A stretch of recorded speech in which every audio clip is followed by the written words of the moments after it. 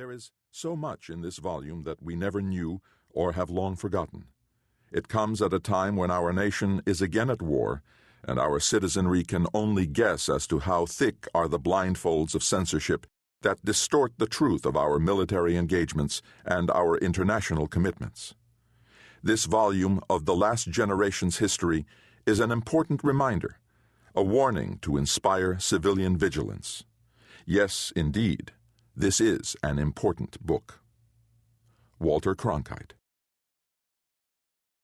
It is through knowing the truth that the people discover their hidden will.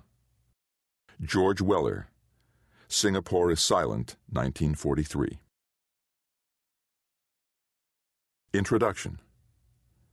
On December 7, 1941, a Sunday morning, Japanese dive bombers launched a surprise attack on the U.S. base in Hawaii at Pearl Harbor, destroying much of America's fleet in the Pacific. Within a week, the United States was at war with the Axis powers, Japan, Germany, and Italy. Within 6 months, the Japanese controlled Malaya, Singapore, the Philippines, Formosa, the Netherlands East Indies, Indochina, Burma, Korea, Thailand, and strategic Pacific islands like Guam and Wake. They also controlled large parts of China. In the prior war, the majority of the losses had been combatants, meaning civilians turned soldier. World War II made mass civilian deaths central to the equation of modern war, to force an enemy to capitulate.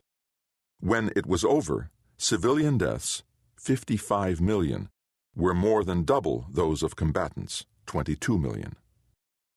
Beginning near the end of 1944, the United States waged a punishing air assault against Japan. Its industrial areas were all heavily populated cities that were largely made of wood, ideal for incendiary bombs. For example, in a 3-hour air raid on Tokyo in March 1945, 16 square miles of the city were destroyed, 1 million people made homeless, 100,000 torched to death, and nearly a fifth of the city's industrial capacity obliterated. This was known as area bombing, and years of Japanese atrocities against civilians and soldiers all over the Pacific and across Asia were thought ample justification. Since Japan knew only the concept of total war, now it was receiving the same in return. Throughout the war, the atomic bomb was being developed with great determination and speed under President Franklin Roosevelt, who died in office in April 1945. He was succeeded by his vice president, Harry Truman. Following Hitler's suicide in May 1945, Germany, what was left of Nazi Germany, signed an armistice with the Allies, ending World War II in Europe. Japan was now choosing to go it alone against the United States, Britain, Australia, and the Netherlands. In late July, the Allies issued the Potsdam Declaration, asking Japan for unconditional surrender. Japan, still in the political grip of its military, refused. At this time, there were around 35,000 Allied prisoners of war being held in Japanese camps under extremely harsh conditions.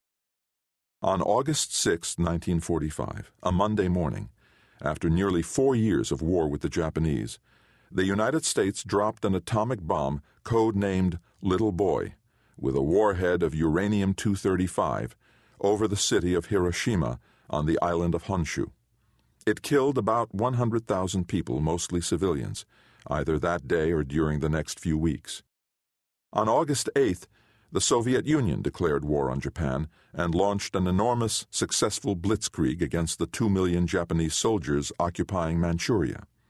A few hours later, on the morning of August 9th, the United States exploded a second atomic bomb, this one code-named Fat Man, armed with a warhead of plutonium-239, over Nagasaki, a port city devoted to military industry on the island of Kyushu.